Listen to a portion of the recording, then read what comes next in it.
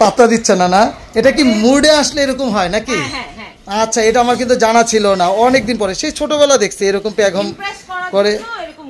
আচ্ছা, আর ব্রিডিংটা যখন করে তখন কি এইভাবে করে না নরমাল? তখন পাখিদের মতো।